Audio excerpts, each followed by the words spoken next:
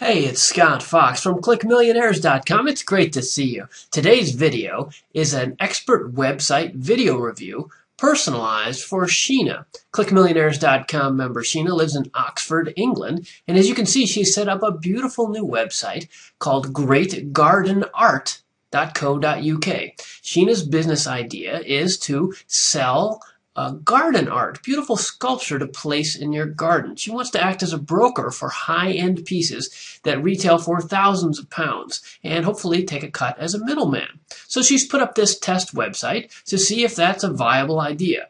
So I'm going to help her along with all the members in the Click Millionaires forum. We're going to evaluate this idea and the website to hopefully give Sheena a boost. So looking here at greatgardenart.co.uk, Sheena, you've done a very nice job. I know you're not a web person yourself, so this is very pretty, nicely done. So what can we do to improve it? Well, the questions that you asked me in the clickmillionaires.com forum revolved around the business model and the business strategy as much as the web design. So let's talk about the web design for a minute, and then we'll talk about the business strategy, give you that 1-2 punch to help you on your way to being a Click Millionaire. So I like the look of this site. It's very pretty. You've chosen a black background, obviously, to really have the art really pop out, which it does. I have a problem with the use of gray text on black, though. For example, here, there's something here that is barely visible. And I think you should, if you're going to do black on white, then you should go all the way for white. Gray on black is just hard for people to read, especially, by the way, for folks who have impaired eyesight or even older people. And the folks that are paying the kind of prices that you're looking at, I think your audience is probably going to be an older demographic, so you might want to increase the contrast. Now, several people have also said in the forum already that they think the color scheme is a bit stark for what could be a very pretty garden-themed site, and I guess I would agree with that. Maybe some greens or whatever appeals to you, but that's probably for your phase 2. I understand this is a beta site, so and it's up to you subjectively how you want to present the art. The point is the art is presented front and center, and that's a great start. What's surprising to me, though, is that this is really presented as a blog as opposed to a place where I can buy stuff. And looking around at the site here, I don't know. This is my classic question. I don't know how I would give you money even if I wanted to. And again, maybe this is because you're in your beta phase. But what I see here is a pretty slideshow, which, by the way, is not clickable. As Elliot pointed out in the forum, it would be nice if that was clickable because I don't know how to get more information on one of these pieces if I want it. And there's no call to action here that says, do this in order to get this art. Or where do I click to, like this? How do I get information on this beautiful sculpture here? I'm not sure what to do.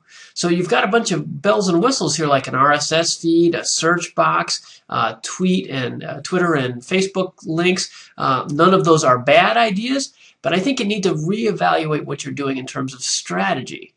If this is a site that's designed to help you sell these pieces, then you got to start selling the pieces. So I would look at it again.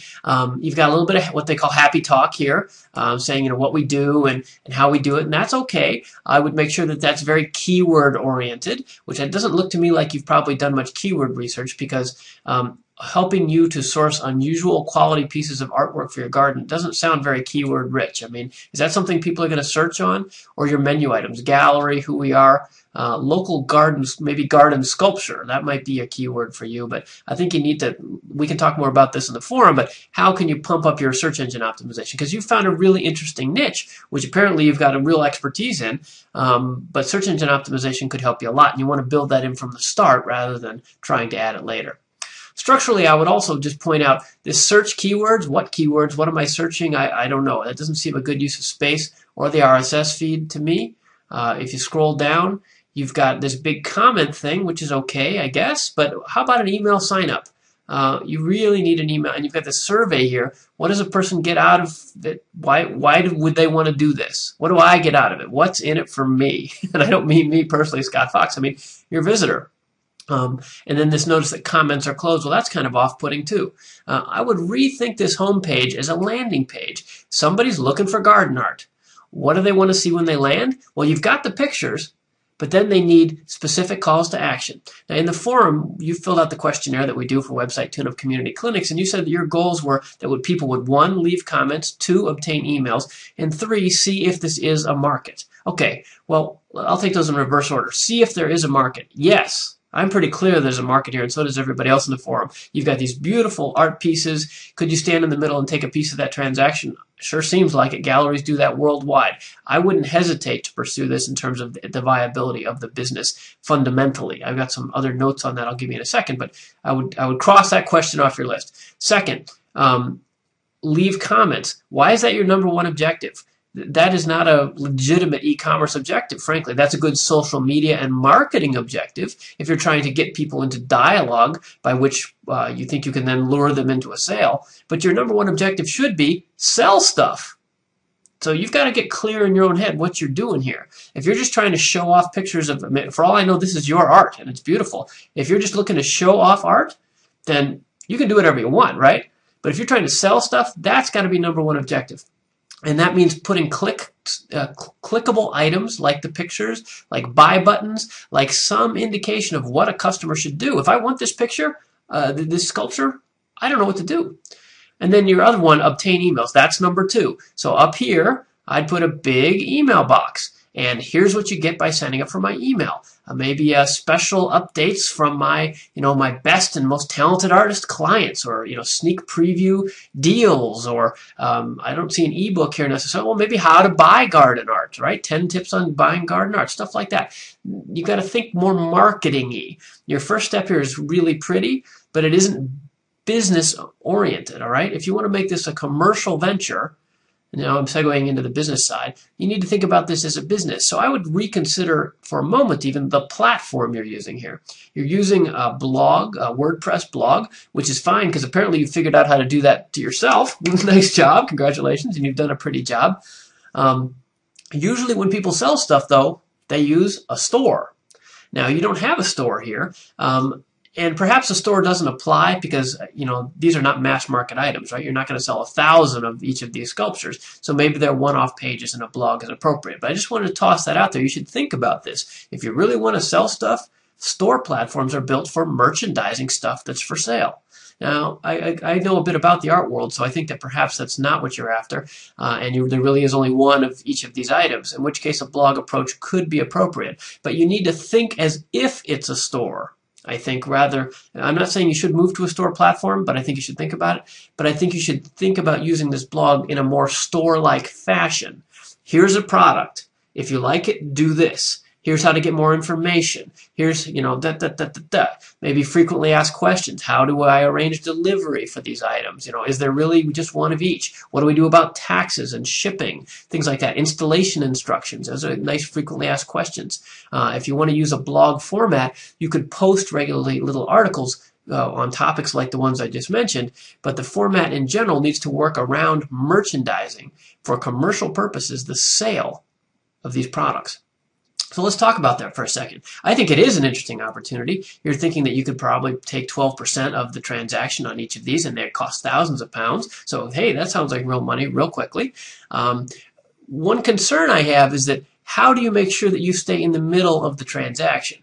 If I come here and I say, I love these beautiful cranes here, or they're herons, sorry, not cranes, or this bronze figure here is beautiful, at some level you're going to have to disclose who the artist is, I would think, because I don't see much credit or attribution here, and that's something else I would think you'd want to do.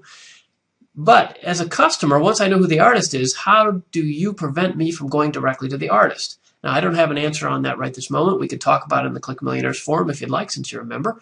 But that's a strategic point I think you need to figure out, because anybody that's spending 10 or 20,000 pounds on something, well, they're probably not going to be, at least some of them, the less ethical ones, be shy about trying to cut you out of that transaction and save the commission.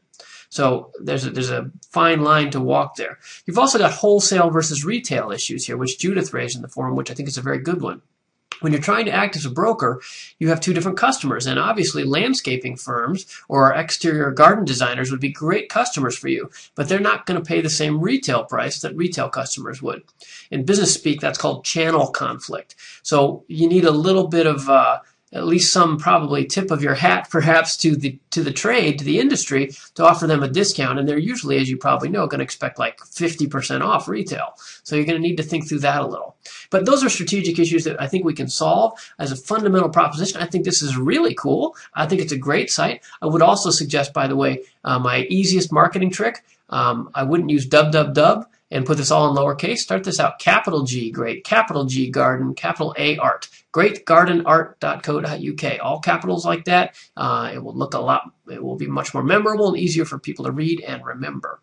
So I hope that's helpful for you. That's as much strategy as web design, but we touched a little bit about usability, a little on search engine optimization. I think you've got a great concept here, and if this is what you've done on your own, if you can wrestle through these business issues I raised, I think you've got great potential here. This is very pretty, and if you can find the right market, which we can talk about, of course, it looks like a winner to me. I think you could save people money and by cutting down on gallery commissions and show off this beautiful art. Lots of fun. Lastly, I wanted to talk quickly who we are. Your who we are section, you need some pictures. Who are you? I want to see your picture there, Sheena. And if you want feedback, this is a decent place to ask for it. The fact that you're focusing on UK-based craftsmen and women, that's cool. That's another angle.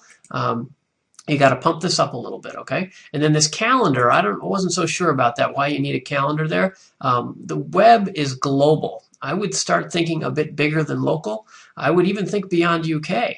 I mean, I'm looking at this just fine from Los Angeles, California, and as Steve already said in the forum, that one sculpture, that would look great in his garden in Tennessee. So one of your biggest aspects here might be the ability to market internationally, representing the artists that you work with. I think that's a really cool idea.